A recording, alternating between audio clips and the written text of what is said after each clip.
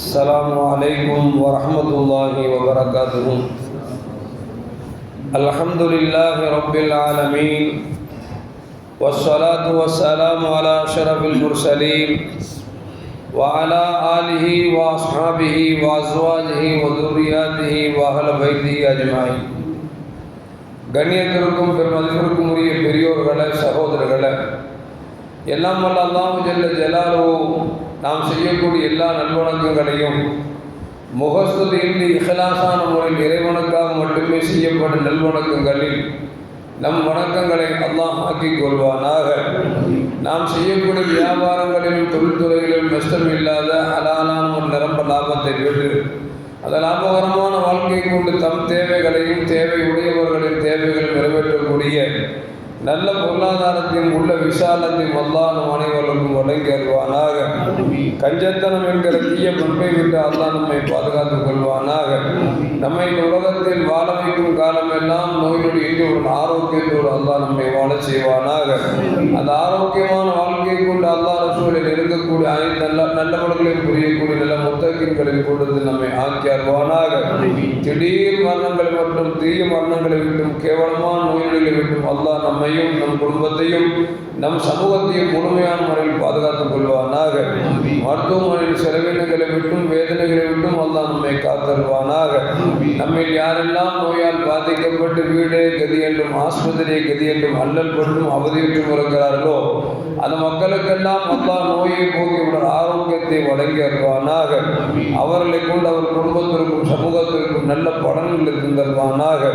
நாம் இந்த உலகத்தில் வாழ்ந்து வருகிற நேரத்தில் லா இலாஹ இல்லல்லாஹ் முஹம்மது ரசூலுல்லாஹ் என்ற கலிமாவை ஒழிந்து ஜன்னத்துல் ஃபிர்தௌஸை கண்ணால் கண்டு மகிழ்ந்து சிரித்த வண்ணமாக மரணிக்கக்கூடிய நல்வாக்கியம் பெற்ற மக்களில் அல்லாஹ் நம்மை ஆக்கிக் கொள்வானாக. மரணித்தும் மரணிக்காத இறைநேசர்களின் கூட்டத்தில் நம்மை ஆக்கி அருள்வானாக. நாளை மறுமையில மாணவி ஸல்லல்லாஹு அலைஹி வஸல்லம் அவர்களின் திருக்கரங்களால் ஹவுதுல் கௌசர் என்கிற தடாகத்தின் நீர் வருகி அன்னாரின் சஃபாத்தை பெற்று அன்னாரின் கரம் பிடித்து ஜன்னத்துல் ஃபிர்தௌஸ் என்ற உயர்ந்த சொர்க்கத்தில் அவன் அருகாமையில் அமரக்கூடிய நல்வாக்கியம் பெற்ற மக்களில் அல்லாஹ் நம்மை ஆக்கிக் கொள்வானாக.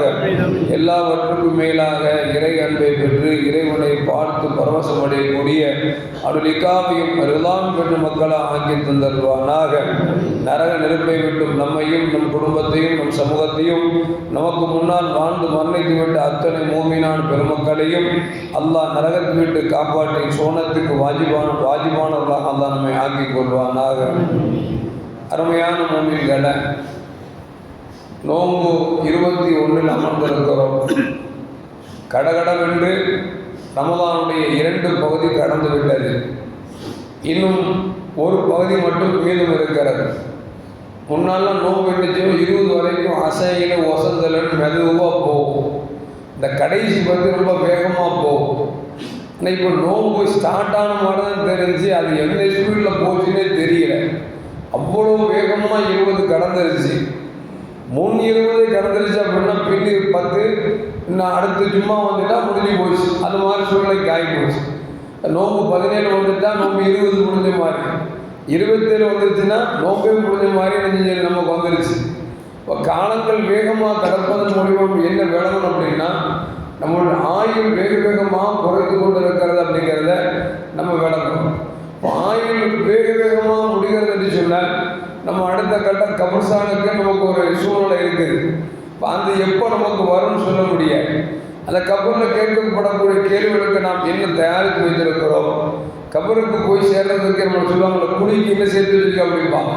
நம்ம குழிக்கு நம்ம என்ன சேர்த்து வச்சுருக்கிறோம், நாளைக்கு மறுமையில் போய் அல்லாட்ட என்ன பதில் சொல்ல போகிறோம் அப்படிங்கிறத கொஞ்சம் சிந்திச்சு நாம் முடிந்த வரைக்கும் மீண்டும் இருக்கக்கூடிய காலங்களை பொன்னான காலமாக பயன்படுத்தி முடிந்த வரைக்கும் பொய் சொல்லாமல் கோல் சொல்லாமல் அடுத்தவருக்கு இடைவெளிக்காமல் அடுத்தவருடைய மானத்தில் நாம் பிரச்சனை பண்ணாமல் நாம் உண்டு நம்ம வேலை உண்டு அல்லாத சூழலே நம்ம வாழ்க்கை அப்படிங்கிற மாதிரி கொண்டு போயிட்டா கபசாமி தப்பிச்சிடலாம், மறுமையிலும் தப்பிச்சிடலாம்.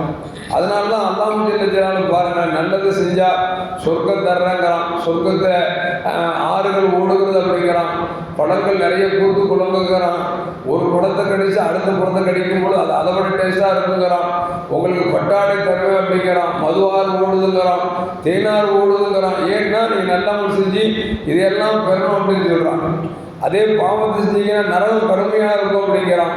அதனுடைய கொடுக்கப்படக்கூடிய தண்ணீர் மிக கேவலமான தண்ணீராக இருக்குங்கிறான்.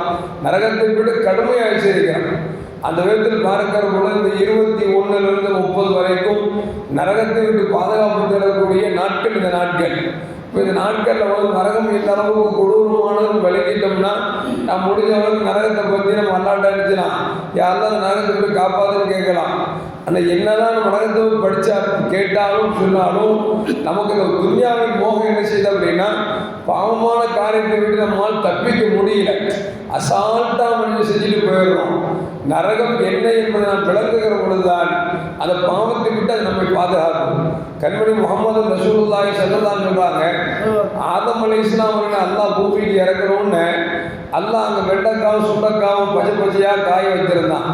ஆதம் அலைஹிஸ்ஸலாம் கேட்டாங்க, சாப்பாடுக்கு என்ன செய்யறது? அதான் வெண்டைக்காவும் சுண்டைக்காவுலாம் இருக்குல்ல, அதுக்கு அறுத்து நல்லா சமைச்சு சாப்பிட்றோன்னு ஆதம் அலைஹிஸ்ஸலாம் கேட்டாங்க, யாரெல்லாம் சமைச்சு சாப்பிட்றதுன்னா நெருப்பு வேணுமே, நெருப்பு எனக்கு கூட அப்படின்னு எவ்வளோ வேணும் நெருப்பு? ஆதம் அலைஹிஸ்ஸலாம் சொன்னாங்களாம், ஒரு பேரிச்சம்பழம் அளவுக்கு கொடுத்தேன்னா நான் சமைச்சு சாப்பிட்றதுக்கு ஏதுவாக இருக்கணும்னா அல்லாஹ் சொன்னான்னா, நரகத்தில் ஒரு பேரிச்சம் அளவுக்கு ஒரு நெருப்பு கொடுத்த அப்படின்னா பூமியும் இருக்காது, வானமும் இருக்காது. நரகத்தில் ஒரு பேரிச்சம் அளவுக்கு நெருப்பு நாங்கள் கொடுத்தா பூமியும் இருக்காது, வானமும் இருக்காது. அப்புறம் நீங்கள் எங்கே இருக்க போறீங்க? வெண்டைக்காய் இருக்கும் போது சுண்டைக்காய் இருக்கும் போது எல்லாம் கரைச்சி போயிருக்கும் அப்படின்னு ஆதம் கேட்டாங்களா அப்படின்னா ஒரு அரைப்பெரிச்ச புலவு அப்படின்னாங்க. அப்போ அல்லாஹ் சொன்னா அரைப்பெரிச்ச புலவுக்கு நான் கொடுத்தேன்னா பூமி இருக்காது, பூமிக்கு வரக்கூடிய மழை ஒரு சொட்டு கூட வந்து சேராது அப்படின்னா எவ்வளவுதான் வேணும் அப்படின்னு ஆதம் சொன்னாங்களாம், ஒரு கடுகளவுக்கு எனக்கு நரகத்திலிருந்து நெருப்பு கொடுக்கணும்னு அல்லாஹ் சொன்னான்னா அதுவும் தாங்காது, நான் நெருப்பினோட புகையை தான் உனக்கு தரேன்னு சொல்லி இந்த துன்யாவினுடைய எருக்குள் நெருப்பு இருக்கிறது, நரகத்தின் புகைதான் நாளை நரகத்தினுடைய புகைதான் இந்த துன்யாவுடைய நெருப்பு என்று நமக்கு அல்லாஹ் ஆதம் அலைஹிஸ்ஸலாம் சொன்னதாக துர்ரத்து நாசிகன் அப்படிங்கிற கிதாபில் எழுதி வச்சிருக்கிறாங்க. எதுக்கு சொல்ல வர்றோம் அப்படின்னா, நரகத்தோட புகையே இந்த அளவுக்கு நான் ஒரு ஆளை தீய கொண்டு வச்சுட்டு அவனை பாடலாம், படுற பாடு அல்லாஹ் அக்பர், கிழக்கிறது மேற்க வரைக்கும் ஓடுவான், மேற்கிறது கிழக்க வரைக்கும் ஓடுவான். எவன்டா காப்பாத்தான் பார்ப்பான், காப்பாற்ற இல்லையா எவனா கண்டுபிடிச்சி அவன் செஞ்சு ஆவடிச்சிருவான். எதுக்கு சொல்றேன்னா, நெருப்பு அந்த அளவுக்கு கடுமையான வேதனையாக இருக்கும். 10 வருஷத்துக்கு தெரியும். அந்த 10 வச்சு காப்பாற்றினான்னு வச்சுக்கலேன், அவனை நெருப்புட்டுனா பயப்படுவான். ஏன்னா நெருப்பு அந்த அளவுக்கு அவனுக்கு சூடு கொடுத்துருக்கும். இப்போ இந்த நெருப்பை இப்படின்னா நாளைக்கு மறுமையில் நரகத்தில் எப்படி நெருப்பு இருக்கும் கொஞ்சம் நம்மளால் ஜீரணித்து கூட பார்க்க முடியல.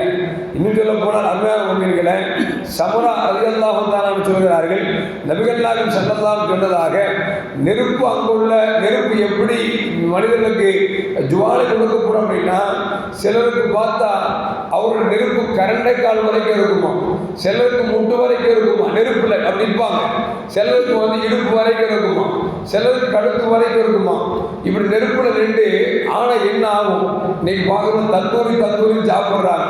அந்த ஒரு அந்த வெளிநாட்டு சோறுலாம் சாப்பிட்றாங்கல்ல, அந்த சாப்பாடு முழு ஆணை பொறிச்சு வச்சு உள்ள வச்சிருக்கான். அது பார்த்தீங்கன்னா ஒரு சாதாரண அடுப்புல போட்டு சுத்தினாவே அந்த நிலைக்கு ஆகுது அப்படின்னா, கரண்டை வரைக்கும் முட்டு வரைக்கும் இடுப்பு வரைக்கும் கழுத்து வரைக்கும் நெருப்பு இருந்தா நம்ம நேரம் எந்த மாதிரி இருக்கும் அப்படிங்கிறத கொஞ்சம் யோசிச்சு பார்க்கணும். இன்னும் சொல்ல போனால் அல்லாஹ் சொல்றான், கண்ணமா ஊசிய உஜூஹவும் கிதாமினல் லைலி முதலிமா. நாளைக்கு நரகத்தில் மனிதனோட முகம் எப்படி இருக்கு அப்படின்னா, ஒரு கருமையான இருளுத்துண்டு எப்படி கருப்பா இருக்கும், அந்த மாதிரி நரகவாசியின் முகமெல்லாம் ஒரு இருட்டின் துண்டு போன்று அவருடைய முகம் கருகருவென்றிருக்கும் என்று சொல்லி அல்லாஹ் ஜல்ல ஜலாலுஹு குர்ஆன் நமக்கு சொல்லி காட்டுறான். அது மட்டுமல்ல, அருமையான மூமின்களே, நபிகள் நாயகம் ஸல்லல்லாஹு சொல்றாங்க, நாளைக்கு நரகத்தில் மனிதர்களுக்கு அல்லாஹ் எப்படி வைக்கிறான் அப்படின்னா, அந்த நரகத்தினுடைய நெருப்பை தாங்குவதற்காக அல்லாஹ் உடம்பை தாங்குறான் அப்படின்னா, இன்ன முதல ஜில்லல் காபி இஸ்னானி வார்போன் எதிரா காபி நரகத்தில் திரும்பவும் பார்த்தீங்களா, அவனுடைய தோலை எந்த அளவுக்கு பார்ப்போம் அப்படின்னா 42 முழம் அளவிற்கு அல்ல நீங்க வச்சிருவான் உடம்ப. 42 முழம் யோசிச்சு பார்த்துங்க. ஒரு மனுஷன் மலையை விட பெருசா இருப்பான். அந்த அளவுக்கு உடல் தோலை பெருசாகி எல்லாருக்கும் வேதனை கொடுப்பான்.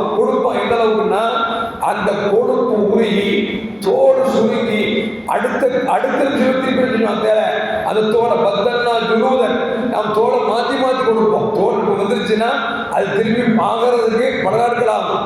ஆனால் அங்கே நரகத்தில் எப்படின்னா தோலை எல்லாம் உருக்கி எடுப்பான். அடுத்த செகண்டுக்கு தோல் வந்துடும். அவனுக்கு சாபம் இருக்காது, வாழ்க்கையும் இருக்காது. அந்த அளவுக்கு 42 முழத்திற்கு அவனுடைய தோலை மிக வைத்துருவோம் அப்படிங்கிறான். இன்னும் ரசூலுல்லாஹி சொல்றாங்க, அவனுடைய கடவாய் பொருட்கள் உகது மலை அளவிற்கு அவனுக்கு கொடூரமாக இருக்கும். அவன் உட்காரக்கூடிய அது இடம் இருக்கு பார்த்தீங்களா, மக்காலிருந்து மதீனா தூரம் அளவிற்கு அவனுடைய இருக்கக்கூடிய இடம் இருக்கிறதே அவ்வளவு விசாலமாக இருக்கும் சொல்லி ஹதீஸில் வருது. உகது மலையுடைய அளவு நமக்கு போட்டிருக்கிறாங்க. கிட்டத்தட்ட 1077 கிலோமீட்டர் போனாதான் உகது மலையுடைய அளவு இருக்குது. அந்த அளவுக்கு அவனுடைய பற்கள் என்று சொன்னால், அவன் இருக்கக்கூடிய மக்கா மதீனாவுடைய இடம் என்று சொன்னால் 450 கிலோமீட்டர் அளவுக்கு உட்கார்ந்து இருக்கக்கூடிய இடமே அவ்வளவு பெருசா இருக்கும். அந்த அளவுக்கு அல்லாஹ் உடலை பருமனாக்கி அவனுக்கு தண்டனை கொடுப்பான் என்பதை நபிகள் நாயகம் ஸல்லல்லாஹு சொல்றார். அது மட்டுமல்லாம கொடுக்கக்கூடிய பானம் இருக்கிறத அதை பற்றி அல்லாஹ் சொல்வான், இன்ன ஷஜரத்து ஸக்கூம் தஆமுல் அஸீம் கல் முஹ்லி யக்லி ஃபில் புதூன் ககலில் ஹமீம் என்கிறான். அங்கே அவர்களுக்கு கள்ளி செடிகள் தான் உணவாக கொடுக்கப்படும். அவர்களுக்கு கொடுக்கக்கூடிய பானம் இருக்கிறதே அவர்கள் குடிப்பார்கள், குடல் துண்டு துண்டாக வெளியே வரும் அப்படின்னு சொல்லி அல்லாஹ் குர்ஆன் சொல்லி காமிக்கிறான். இன்னும் சொல்ல போனால் அங்கே நீர் அப்படின்னா என்ன நீர், அங்குள்ள நரகவாசிகள் கடுமையான தாகத்தில் அந்த நரகத்தினுடைய காவலாளி மாணிக்க அலைஹிஸ்ஸலாம் வாழ்ந்திருப்பார். அவரை கூப்பிடுவாங்க. மாணிக்க அலைஹிஸ்ஸலாம் விட்டால்னா கால் சுத்தமாக அவுட்டானவர். அவரை கூப்பிடுவாங்க. அவர் ஒரு வருஷம் கழிச்சு என்ன கூப்பிட்டியா அப்படின்னு கேட்பார். எப்படிங்க கூப்பிட்டா ஒரு வருஷம் கழிச்சு என்ன கூப்பிட்டியா அப்படின்பார். ஆமா அப்படின்னு சொல்ற கேட்கறதுக்கு பல வருஷமா. அவர் தண்ணி கேட்டால் நரகத்தில் கொப்பளத்தில் வரக்கூடிய சீரும் சலந்து தான் எடுத்து நம் மனிதர்களுக்கு அது தண்ணீராக கொடுக்கப்படும்.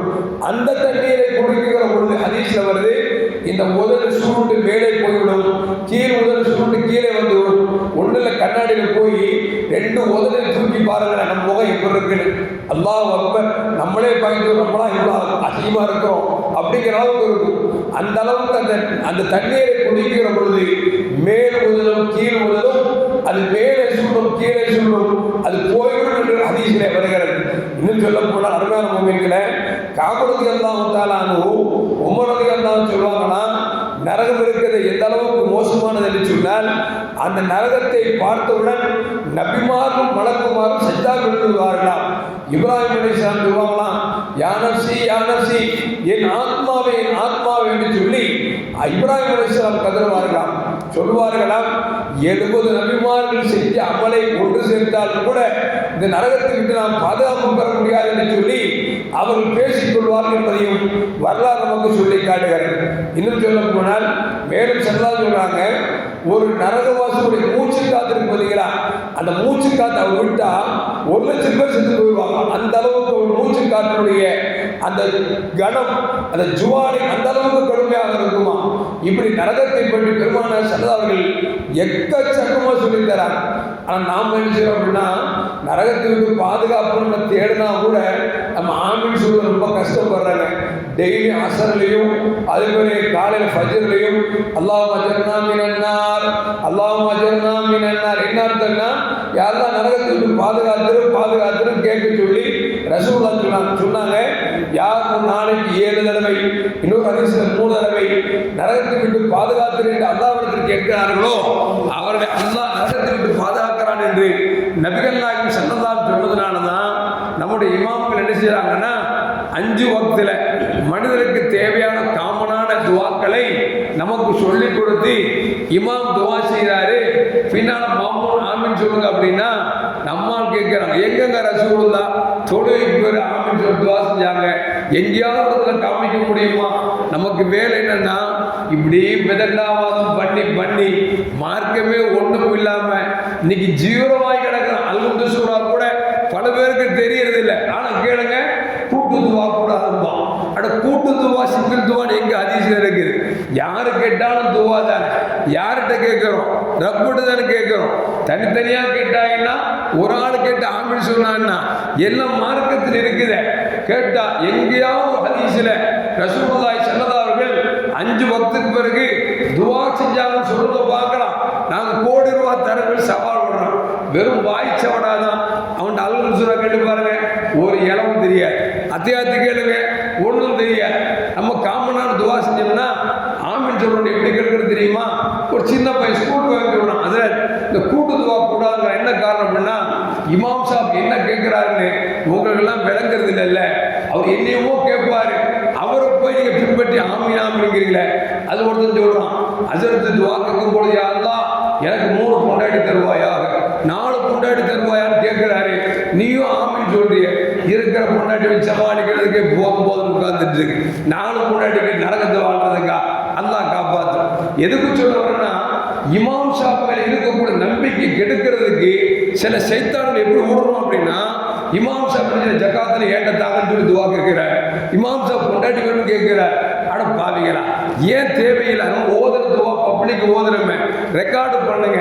யாருக்கு அரபி தெரியுதோ அவன்கிட்ட போய் காமிங்க. இமாம் சார் 4 பொண்டாட்டி கேட்கிறாரா, அல்ல ஜகாத்துல என்கிட்ட கொடுத்து கேட்கிறாரா, போட்டு காமிங்க. தப்புன்னா சொல்லுங்க, கேட்கலாம். மனிதனுக்கு என்ன தேவையோ காமனா, உடல் ஆரோக்கியம் தேவை, வியாபாரத்தில் பறக்கத்து தேவை, உடம்புல ஆஃபீஸ் தேவை, வாழ்க்கையில் பிரச்சனை இல்லாமல் இருக்கணும், நரகத்தை விட்டு பாதுகாப்பு தேடணும், சொர்க்கத்தை கேட்கணும். இதைத்தான் காமனா துவா செய்யறாங்க. ஆனா சொன்னா நபி எங்க துவா செஞ்சாங்க, சஹாபாக்கள் ஆமி சொன்னாங்க. அப்படி நம்மள்ட்ட சொல்றாங்களா? அவங்க 10 பேர் சேர்ந்து ஒரு ஆள் துவா செய்ய மற்றவங்க ஆமி சொல்றாங்க. என்னன்னு கேட்டா, நீங்க துவா செய்த தொழுகைக்கு பின்னால, நாங்க துவா செய்த பள்ளிவாசலுக்கு வெளியே அப்படிங்கிற அளவுக்கு சூழ்நிலை ஆகி போச்சு. அல்லாஹ் காப்பாத்து. எதுக்கு சொல்லுவாருன்னா, துவா யாரு கேட்டாலும் ஒண்ணுதாங்க. ரசூலுல்லாஹி ஸல்லல்லாஹு அலைஹி வஸல்லம் ஒரு நாள் வந்துட்டு இருக்கிறாங்க. ஸைத் ரலியல்லாஹு அன்ஹு ஒரு சஹாபி, அபூ ஹுரைரா ரலியல்லாஹு அன்ஹு ஒரு சஹாபி. இந்த 2 பேர் துவா செய்யறாங்கன்னா, ஒரு ஆள் துவா செய்ய இன்னொரு ஆள் ஆமீன் சொல்லி கொண்டிருக்கிறாங்க. அந்த விதத்தில் பார்க்கிற பொழுது ஸைத் ரலியல்லாஹு துவா செஞ்சு கொண்டிருக்கிறார்கள், அபூ ஹுரைரா ரலியல்லாஹு ஆமீன் சொல்லி கொண்டிருக்கிறாங்களா. ரசூலுல்லாஹ் வந்துட்டாங்க. வந்த உடனே இவங்க நிப்பாட்டாங்க. ஏன்னா நபி வந்துட்டாங்களா அப்படின்னு சொல்லி நிப்பாட்டினோடனே நபி கேட்டாங்க, என்னவா செஞ்சுட்டு இருந்தீங்க? இல்லையா சொல்லலாம், ஸைத் ரலியல்லாஹு துவா செஞ்சாங்க, நான் ஆமீன் சொல்லிட்டு இருந்தேன், உங்களை பார்த்து நிப்பாட்டினோடனே நபி சொன்னாங்க, ஏன் நிப்பாட்டினீங்க, செய்யுங்கன்னாங்க. உடனே அபூ ஹுரைரா துவா செய்யறாங்க, ஸைத் ரலியல்லாஹு ஆமீன் சொல்றாங்க, கலந்து கொண்ட ரசூலுல்லாஹ் ஆமீன் சொல்றாங்க, ரசூலுல்லாஹும் ஆமீன் சொல்றாங்க. அப்ப அபூ ஹுரைரா நினைச்சாங்க, யா அல்லாஹ் ஸைத் எதையெல்லாம் கேட்டாரோ அதையெல்லாம் நான் கேட்கிறேன். அவர் 1/2 மணி நேரம் கேட்டிருக்காரு. ஒட்டு மொத்தம் அவர் எதையெல்லாம் கேட்டாரோ அதையும் கேட்கிறேன், எனக்கு மறதியில்லா ஞானத்தை கேட்கிறேன் என்று அவர் அதிகபட்சமாக துவா செஞ்சாரு. ஸல்லல்லாஹு ஆமீன் சொன்னாங்க. சஹாபி ஆமீன் சொன்னாங்களா. துவா முடிஞ்ச உடனே ஸைத் ரலியல்லாஹு சொன்னாங்க, யார் சொல்ல பார்த்தீங்களா, நான் கேட்டதெல்லாம் ஒட்டுமொத்தமாக கேட்டுட்டு அவர் தனியா மறதியில்லா ஞானத்தை தான் கேட்டாங்களே அப்படின்னு நபி சொன்னாங்க.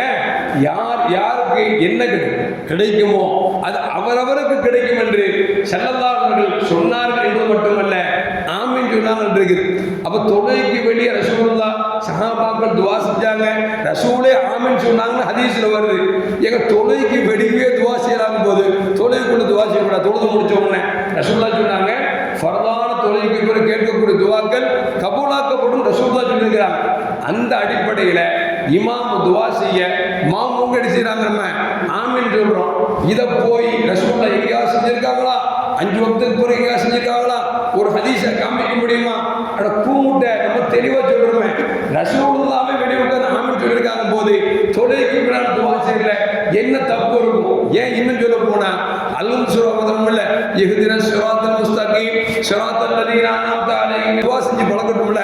அந்த முறை வருது, எங்களுக்கு நேரான வழிகளை காட்டுவாயாக. நம்ம அல்லாஹ்ட்ட கேட்கிறோம், யார் வழிகட்டு போனார்களோ அந்த வழியை காமிக்காத நம்ம துவா செஞ்ச உடனே மாம் பண்ணிச்சுக்கிறோம். ஷாஃபியா இருந்தா ஆமீன் அப்படி சத்தம் போட்டு சொல்லுவாங்க, ஹனபியா இருந்தா மனசுக்குள்ள ஆமீன் சொல்லுவாங்க. ஆக மொத்தத்து எல்லாம் ஆமீன் சொல்லணும். விளங்க உங்களுக்கு. இப்போ தொழுகைக்குள்ளேயே ரசூலுல்லாஹ் நினைச்சாங்க ஆமீன். ஒரு இமாமும் துவா செய்வாரு, நீங்க பின்னால் ஆமீன் சொல்றாங்க. அதில் தொழுவு முடிச்சது போட்டு கூடாது அப்படின்னா என்ன அர்த்தம் விளங்கல? என்ன காரணத்துக்கு ரசூலுல்லாஹ் செஞ்சாங்களா செய்யலாம் நமக்கு தெரியல. இப்ப நம்ம கேட்கிறோம், ஸல்லல்லாஹு எங்கேயாவது தொழுகைக்கு பிறகு சஹாபாக்கள் துவா செஞ்சதை எங்காவது தடுத்தார்கள் அல்லது ஸல்லல்லாஹு துவா செய்யல அப்படின்னு ஹதீஸை காமிக்க முடியுமா? காமிக்க முடியாது. விதண்டாமத்துக்கு ஆயிரத்தை பேசலாம். நமக்கு இமாம்கள் நினைச்சிருக்காங்கன்னா மக்களுடைய கவனத்தை கருதி நலனை கருதி நமக்கு சொல்லிக் கொடுத்த இன்னைக்கு பார்க்குறோமே, நம்ம துவாவும் எத்தனை பேர் துவாவும் கிளம்புறாங்க, துவா ஓதிட்டு இருக்கிறோம், எஞ்சி போறாங்க. ஒரு சபை நாகரிகம் கூட தெரியல, சபை ஒழுக்கம் கூட தெரியல. ஃபர்ஸ்ட் சபையில் இருப்பார், எஞ்சி கடன் படனை தாண்டி போவார். அவருக்கு கால் மூஞ்சில படுற மாதிரி இருக்கும், மூஞ்சில படுற மாதிரி இருப்பாங்க. என்ன பைத்தியாரமா போனது, முதல் சம்பளத்தை தாண்டி போறாங்க. யோசிப்பாங்களா இல்லையா? அது கூட தெரியல. இன்னைக்கு அதை விட்டு போட்டு இன்னைக்கு என்ன ஆயிப்போச்சு அப்படின்னா, மார்க்கத்தில் ஏதோ இல்லாத இமாம்கள் செய்வது கூட நினைச்சிட்டு இருக்கான். நல்ல விளைவிக்குங்க. 500 பேர் தொழுறோம் வச்சுங்களேன், எஞ்சி போறோம் 5 பேர் தான். எத்தனை பேரு? 5 பேர் தான். ஓம் பிரகாரம் நாங்க 500 பேர் நரகத்துக்கு போய் நீ சொர்க்கம் போன சொர்க்கமா தெரியும்? இருக்க வாய்ப்பே இல்லை. எப்படிங்க 500 பேர் நரகத்துக்கு போயிட்டு நீ மட்டும் 5 பேர் சொர்க்கத்துக்கு போனா அது பேர் சொர்க்கமா? அண்ணா அப்படி வைக்க மாட்டான். ஏன்னா சொர்க்கத்திற்கு மெஜாரிட்டியான மூமின்கள் போவார்கள், மைனாரிட்டி யார் போவா? நரகத்துக்கு போவா. அதனால இமாம்கள் என்ன செய்கிறார்களோ, முன்னோர் நமக்கு என்ன சொல்லி கொடுத்தார்களோ அதுதான் மார்க்கம் என்று விளங்கினால் பிரச்சனை இல்லை. அதை விட்டுட்டு நம்ம தாண்டோட்டித்தனமாக நாமளா ஒரு கற்பனை செய்து இல்லாத பொருளாத நாமே செய்து கொண்டு இதுதான் சுன்னத் இதுதான் மார்க்கம் என்று போனபடி சொன்னால் சமூகம் இப்படியே பிளவுபட்டு போய்கொண்டே இருக்கின்றதில் எந்த மாற்று கருத்தும் அல்ல. எல்லாம் முன்னோர்கள் இமாம்கள் எதை சொல்லிக் கொடுத்தார்களோ அதை பின்பற்றக்கூடிய எல்லா முத்தகின்களின் கூட்டத்தில் அல்லாஹ் நம்மை ஆக்கி அருள்வானாக. அஸ்ஸலாமு அலைக்கும் வரஹ்மத்துல்லாஹி வபரகாத்துஹு.